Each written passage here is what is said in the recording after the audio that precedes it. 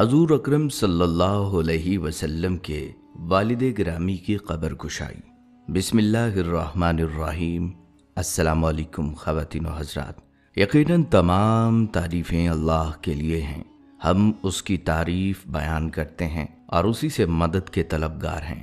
ناظرین، سن 1980 میں حضور اکرم صلی اللہ علیہ وسلم کے والد گرامی کی قبر کشائی کے ایمان افروز مناظر دیکھنے کو ملے۔ آج کی ویڈیو میں ہم اسی متعلق بات کریں گے۔ ہم آپ کو بتائیں گے کہ جب آپ صلی اللہ علیہ وسلم کے والد گرامی حضرت عبداللہ کی قبر کشائی کی گئی تو ایسا کیا دیکھنے کو ملا کہ لوگ حیران رہ گئے، اور یہ قبر کشائی کیوں کی گئی، اور آپ کی قبر مبارک کس جگہ پر ہے۔ ناظرین، جیسا کہ آپ جانتے ہیں کہ آپ حضور صلی اللہ علیہ وسلم کے والد ماجد ہیں۔ آپ کا اسم گرامی عبداللہ یعنی اللہ کا بندہ اور کنیت ابو قسم ہے، یعنی خیر و برکت سمیٹنے والے۔ ابن اسحاق سے مروی ہے کہ حضرت عبد المطلب نے زمزم کے کھودنے کے وقت جب قریش کی جانب سے رکاوٹیں دیکھیں تو منت مانی تھی اگر انہیں 10 لڑکے ہوں گے اور وہ سن بلوغ کر پہنچ کر قریش کے مقابلے میں ان کی حفاظت کریں گے تو میں ان میں سے ایک لڑکے کو کعبۃ اللہ کے پاس اللہ کی خوشنودی کے لیے ذبح کر دوں گا۔ جب انہیں پورے 10 لڑکے ہوئے اور انہیں یہ معلوم ہو گیا کہ وہ ان کی حفاظت کریں گے تو ان سب کو جمع کیا اور اپنی نظر کی انہیں خبر دی اور انہیں اللہ تعالیٰ کی نظر پوری کرنے کی دعوت دی۔ انہوں نے اپنے والد ماجد کی بات مانی اور دریافت کیا کہ کیا طریقہ اختیار کیا جائے۔ حضرت عبد المطلب نے کہا کہ تم میں سے ہر شخص ایک ایک تیر لے اور اس پر اپنا نام لکھ کر میرے پاس لائے۔ انہوں نے ایسا ہی کیا اور عبد المطلب کے پاس لے آئے۔ حضرت عبد المطلب انہیں لے کر کعبۃ اللہ کے اندر حبل کے پاس آئے، اور حبل ایک باولی پر تھا۔ یہ باولی وہ تھی جس پر بیت اللہ کی نظر و نیاز میں جو چیزیں آتی وہاں جمع رہتی، اور حبل کے پاس 7 تیر رکھے تھے اور ہر تیر پر کچھ لکھا ہوا تھا۔ ایک پر خون بہا، دوسرے پر ہاں، تیسرے پر نہیں، چوتھے پر تم ہی میں سے، 5ویں پر تم میں ملا ہوا، 6 پر تم میں سے نہیں، 7ویں پر پانیوں کے متعلق کچھ لکھا ہوا تھا۔ حضرت عبد المطلب اس تیروں والے کے پاس آ کر کہتے ہیں، میرے ان بچوں کے یہ تیر ہلا کر نکالو، اور جو نظر انہوں نے مانی تھی اس کی کیفیت بھی اسے سنا دی۔ ان میں سے ہر ایک لڑکے نے اپنا تیر اس کو دے دیا جس پر اس کا نام لکھا ہوا تھا۔ ابن اسحاق نے کہا کہ لوگوں کے خیال کے موافق عبداللہ عبد المطلب کے بہت چہیتے فرزند تھے، اور یہی دیکھ رہے تھے اگر تیر ان پر سے نکل گیا تو گویا وہ خود بچ گئے۔ جب تیر والے نے تیر لیے تاکہ انہیں حرکت دے کر نکالے تو عبد المطلب حبل کے پاس کھڑے ہو کر اللہ سے دعا کرنے لگے۔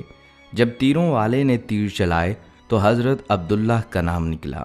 پھر تو عبد المطلب نے ان کا ہاتھ پکڑ لیا اور چھری لی اور انہیں لے کر اصاف و نائلہ کے پاس آئے تاکہ انہیں ذبح کریں۔ جب قریش نے دیکھا تو وہ اپنی مجلس چھوڑ کر ان کے پاس آئے اور کہا، عبد المطلب تم کیا کرنا چاہتے ہو؟ انہوں نے کہا، میں اسے ذبح کرنا چاہتا ہوں۔ جب قریش اور آپ کے دوسرے لڑکوں نے دیکھا تو کہا، خدا کی قسم اس کو ہرگز ذبح نہ کیجیے جب تک آپ مجبور نہ ہو جائیں۔ اگر آپ ایسا کریں گے تو ہر ایک شخص ہمیشہ اپنے بچے کو لایا کرے گا اور اس کو ذبح کرے گا، اس طرح انسانی نسل باقی نہ رہے گی۔ مغیرہ بن عبداللہ نے کہا، خدا کی قسم ایسا ہرگز نہ کیجیے جب تک کہ آپ مجبور نہ ہو جائیں۔ اگر ان کے عوض ہمارے مال ہو سکیں تو ہم ان کا فدیہ اپنے مال سے دیں گے۔ قریش اور ان کے دوسرے بچوں نے کہا، ان کو ذبح نہ کیجیے بلکہ انہیں حجاز لے چلیے، وہاں ایک عرفہ یعنی غیب کی باتیں بتانے والی ہے جس کا کوئی موکل تابع ہے، اس سے آپ دریافت کیجیے۔ اگر اس نے بھی ان کو ذبح کرنے کا حکم دیا تو آپ کو ان کو ذبح کر ڈالنے کا پورا اختیار ہوگا۔ اگر اس نے ایسا کوئی حکم دیا جس میں آپ کے اور اس لڑکے کے لیے اس مشکل سے نکلنے کی کوئی شکل ہو تو آپ اس کو قبول کر لیں۔ پھر وہ سب کے سب وہاں سے چلے اور مدینہ پہنچے۔ لوگوں کا خیال ہے کہ وہاں انہیں معلوم ہوا کہ وہ خیبر میں ہے تو پھر وہاں سے سوار ہو کر خیبر آئے۔ عبد المطلب نے اس عورت کو اپنے اور اپنے لڑکے کے حالات سنائے اور اپنے ارادے کا اظہار کیا۔ اس عورت نے کہا، آج تو میرے پاس سے تم لوگ واپس جاؤ یہاں تک کہ میرا تابع میرے پاس آئے اور میں اسے دریافت کر لوں۔ پس سب کے سب اس کے پاس سے لوٹ آئے اور عبد المطلب اس کے پاس سے آ کر کھڑے ہو گئے، اللہ سے دعا مانگتے رہے۔ دوسرے روز سویرے سب اس کے پاس گئے۔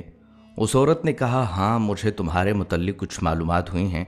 तुम लोगों में दियत की मिकदार क्या है? सब ने कहा 10 ऊँट, और वाक़यतन यही मिकदार थी। उस औरत ने कहा, तुम लोग अपनी बस्तियों की जानिब लौट जाओ और तुम अपने इस आदमी को, अपने लड़के को और 10 ऊँटों को पास पास रखो और उन दोनों पर तीरों के जरिए कुर्रा डालो। अगर तीर तुम्हारे लड़के पर हो तो ऊँटों को और बढ़ाते जाओ यहाँ तक कि तुम्हारा परवरदिगार राज़ी हो जाए और ऊँटों पर तीर निकल आए, तो इसकी बजाय ऊँट ज़िबा कर दो। इस तरह तुम्हारा रब भी तुमसे राज़ी हो गया और तुम्हारा लड़का भी बच जाएगा। ये सुनकर वो वहाँ से निकलकर मक्का पहुँचे। जब सब इस राय पर मुत्तफिक हो गए तो अब्दुल मुत्तलिब अल्लाह से दुआ करने के लिए खड़े हो गए और हज़रत अब्दुल्ला को और 10 ऊँटों को वहाँ ले आए। इस हालत में कि अब्दुल मुत्तलिब हबल के पास खड़े होकर अल्लाह ताला से दुआ कर रहे थे। फिर तीर निकाला गया तो हज़रत अब्दुल्ला पर निकला तो 10 ऊँट ज़्यादा किए गए और ऊँटों की तादाद 20 हो गई। इस तरह बढ़ती बढ़ती जब ऊँटों की तादाद 100 हो गई तब जाकर तीर ऊँटों पर निकला। वहाँ पर मौजूद कुरैश और दूसरे लोगों ने कहा, ऐ अब्दुल मुत्तलिब, अब तुम अपने रब की रजामंदी को पहुँच गए। अब्दुल मुत्तलिब ने कहा, अल्लाह की कसम ऐसा नहीं, यहाँ तक कि 3 वक्त ऊँटों पर ही तीर निकले। फिर ये अमल 3 बार किया गया और हर बार ही तीर ऊँटों पर निकला। अब्दुल मुत्तलिब ने अल्लाहु अकबर की तकबीर कही। अब्दुल मुत्तलिब की लड़कियाँ अपने भाई हज़रत अब्दुल्लाह को ले गईं। हज़रत अब्दुल मुत्तलिब ने सफ़ा और मरवा के दरमियान ऊँटों को ले जाकर कुर्बानी की। हज़रत अब्दुल्ला बिन अब्बास कहते हैं कि हज़रत अब्दुल मुत्तलिब ने जब उन ऊँटों की कुर्बानी की तो हर एक के लिए उनको छोड़ दिया। जो चाहे गोश्त खाए, रोक न रखी। इंसान या दरिंदा या तयूर, कोई भी किसी की ममानियत न की। अलबत्ता खुद न कुछ खाया, न आपकी औलाद में से किसी ने कोई फ़ायदा उठाया। नाज़रीन, हज़रत आमना से शादी के मुतल्लिक रवायात में आया है कि जब वहब बिन अब्द मनाफ ने अब्लिग सवारों की जानिब से हज़रत अब्दुल्ला की हिफाजत देखी तो उनके दिल में ये बात घर कर गई कि वो अपनी बेटी आमना का निकाह हज़रत अब्दुल्ला से करेंगे। घर आकर उन्होंने सारा वाक़या अपनी बीवी को सुनाकर उन्हें हज़रत अब्दुल मुत्तलिब की खिदमत में रवाना किया कि जाकर उनसे कहें, मेरी इफ़्फ़त माब और नेक सिरशस्त बेटी जो इखलाक़ व अमाल में बेमिसाल है, अगर वो इसको अपने बेटे की ज़ौजियत में कबूल कर लें तो नहायत मुनासिब हो। हज़रत अब्दुल मुत्तलिब ने हज़रत आमना बिनते वहब की सिफ़ात अपनी बीवी हाला से, जो हज़रत हमज़ा बिन अब्दुल मुत्तलिब की वालदा और हज़रत आमना की चच्चाज़ाद बहन थीं, बहुत बार सुनी थीं। इलावा अज़ीं कबीला की औरतें भी इस बात की तरफ इशारा करती रहती थीं कि हज़रत अब्दुल्ला और हज़रत आमना का जोड़ नहायत मुनासिब है। दर हकीकत हज़रत आमना अपने दौर की नहायत अक्लमंद और लायक फ़ाइक खातून थी और इन सिफ़ात में से उनका कोई हम पल्ला न था। लिहाजा अब्दुल मुत्तलिब ने इस तजवीज़ को कबूल कर लिया। इलावा अज़ीं ये बात उस यमनी ख़बर के ऐन मुताबिक थी जो उसने हज़रत अब्दुल मुत्तलिब से सफ़र यमन के मौका पर कही थी। वाक़या इस तरह हुआ कि एक मरतबा हज़रत अब्दुल मुत्तलिब यमन के सफ़र पर गए और वहाँ यहूदियों के एक बड़े आलिम से उनकी मुलाकात के दौरान दरियाफ़्त किया गया कि आप किस कबीला से हैं। आपने जवाब दिया, बनु हाशिम से हूँ और उनका बेटा हूँ। उसने अब्दुल मुत्तलिब से इजाज़त मांगी कि अगर आप इजाज़त अता फरमाएं तो मैं आपके जिस्म के कुछ हिस्सों को देखूं। आपने जवाब दिया कि एक शर्त के साथ, जिस्म के देखने में कोई इखलाकी गिरावट ना हो तो देख सकते हैं। लिहाजा उसने आपकी नाक के एक नतने को अपने हाथ से खींचा और इसी तरह दूसरे जानिब अमल किया। एक रिवायत के मुताबिक उसने आपकी हथेलियों को देखकर कहा कि एक से मुल्क सल्तनत और दूसरे से नबूवत का इजहार हो रहा है और ये सआदत 2 मुनाफों के कुरान से ज़ाहिर हो रही है। पहले अब मनाफ बिन क़सा, दूसरे अब मनाफ बिन ज़हरा। फिर उसने सवाल किया कि तुम्हारे बेटे अब्दुल्ला की शादी हो गई है? अब्दुल मुत्तलिब ने जवाब दिया, नहीं। तब यहूदी आलम ने कहा कि तुम वापस जाकर उनकी शादी बनी ज़हरा में कर देना। जब हज़रत अब्दुल मुत्तलिब मक्का आए तो ये बात मशहूर हो चुकी थी कि वहाब बिन अब मनाफ अब्दुल्ला से अपनी बेटी की शादी करना चाहते हैं और इस सिलसिला में कारकुनान क़ज़ा व क़दर ने ये यहूदियों वाला किस्सा इसका सबब बना दिया। लिहाजा हज़रत अब्दुल मुत्तलिब ने हज़रत हाला से कहा कि हज़रत अब्दुल्ला के लिए हज़रत आमना का निकाह एक मजलिस में किया गया, लेकिन ये रिवायत कि अब्दुल मुत्तलिब और हज़रत अब्दुल्ला का निकाह एक मजलिस में पढ़ाया गया महल नज़र है, क्योंकि हज़रत अब्दुल मुत्तलिब ने हाला से हज़रत आमना की तारीफ़ सुनी। इब्ने इसहाक़ ने कहा है कि मेरे वालिद इसहाक़ बिन यस्यार ने बयान किया کہ حضرت عبداللہ اپنی ایک بیوی کے پاس جو آمنہ بنت وہب کے علاوہ تھیں کیچڑ کا کام کر کے گئے اور آپ کو کچھ کیچڑ بھی لگی ہوئی تھی۔ انہیں اپنے پاس بلایا تو کیچڑ کے آثار دیکھ کر انہوں نے آنے میں دیر کی، تو آپ ان کے پاس چلے اور وضو کیا اور جو کیچڑ لگی تھی دھو ڈالی۔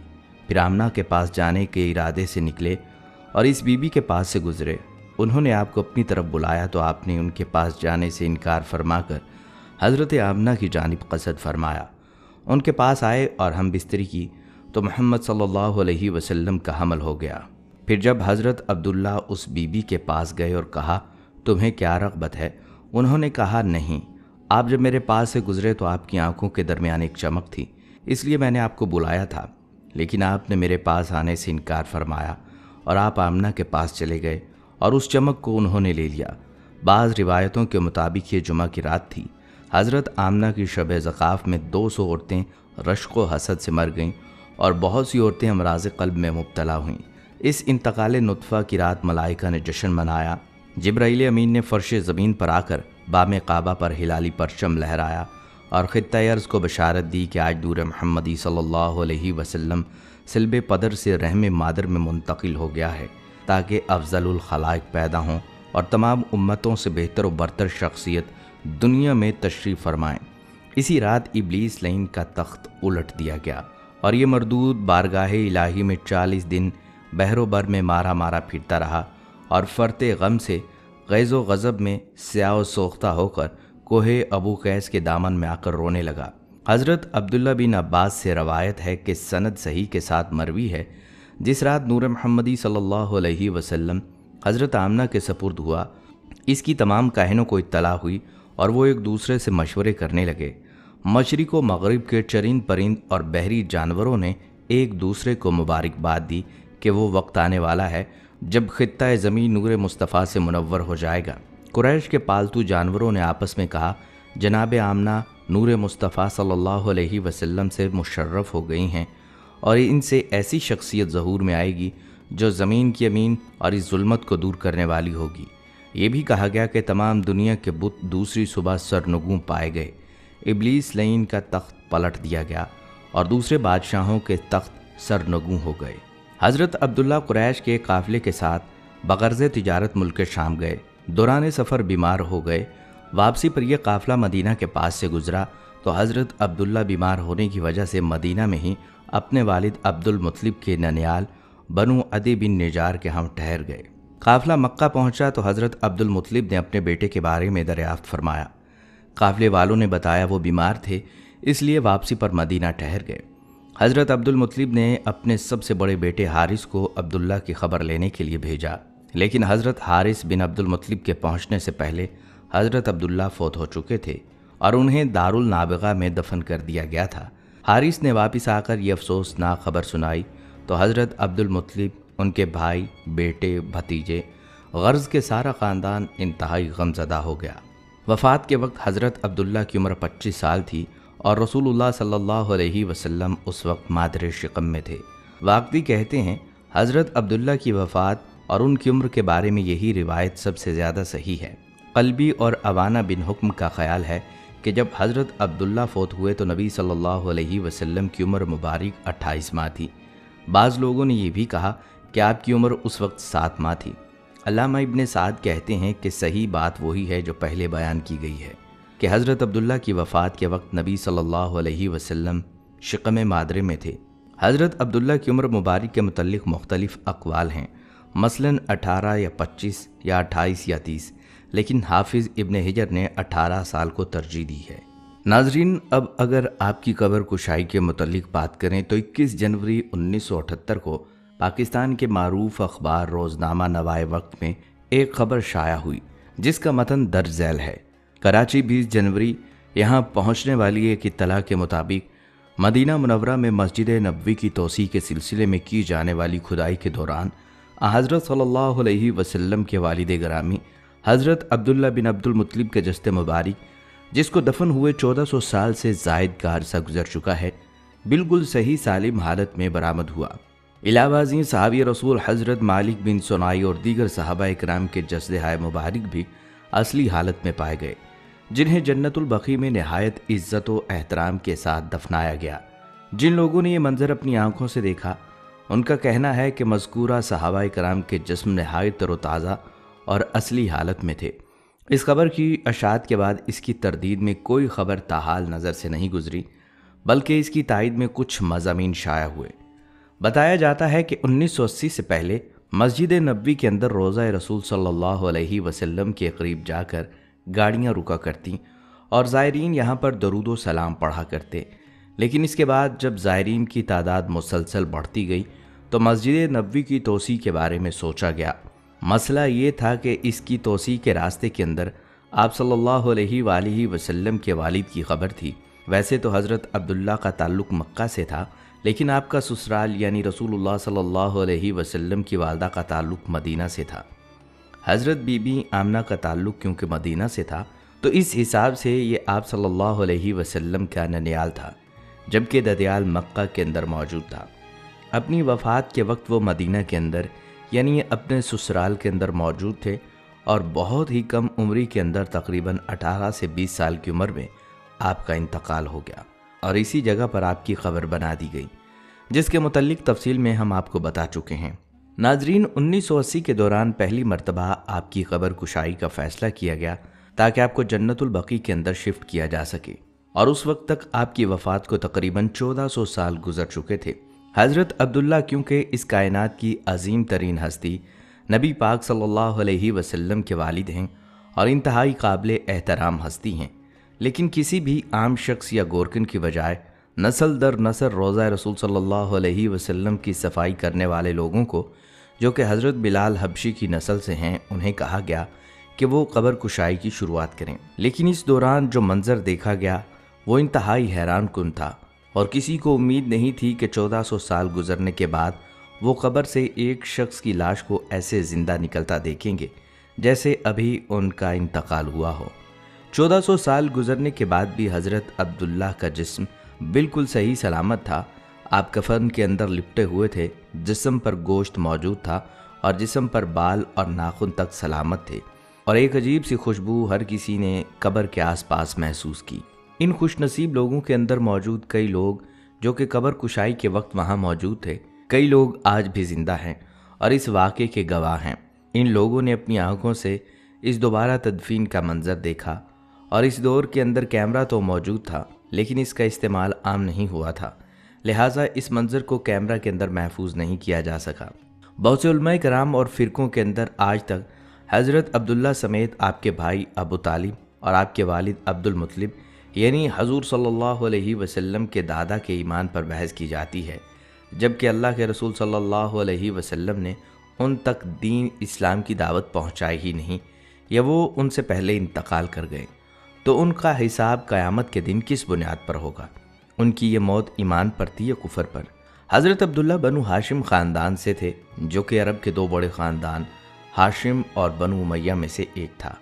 یہ دونوں قبیلے قریش کا حصہ تھے اور بنو امیہ کے پاس قریش کی فوج کی ذمہ داری تھی، تو بنو ہاشم مذہبی طور پر سب سے محترم تھے کیونکہ وہ کعبہ کے متولی تھے۔ طواف کعبہ کے وقت عرب مشرکین اللہ کے نام کے ساتھ اپنے بتوں کے نام بھی لیا کرتے، اور کعبہ کے اندر بھی 360 کے قریب بت موجود تھے، لیکن اسلامی روایات کے اندر کوئی ایسا ثبوت موجود نہیں جو کہ بتا سکے کہ آپ کے والد، آپ کے چچا اور آپ کے دادا بھی مشرک تھے اور انہی بتوں کی عبادت کیا کرتے۔ آپ صلی اللہ علیہ وسلم کے اعلان نبوت سے پہلے تک جو دین ان ہستیوں تک پہنچایا گیا تھا اور ان موجودہ حالات کے اندر وہ اس پر جتنا عمل کر سکتے تھے ان لوگوں نے کیا، اور اللہ تعالیٰ قیامت کے دن ہر انسان سے اس کے حالات اور اس کی حیثیت کے مطابق ہی سوال کرے گا۔ اس وقت کے اندر جتنا اللہ کا پیغام کسی شخص تک پہنچا، اس شخص سے اسی کے متعلق سوال ہوگا۔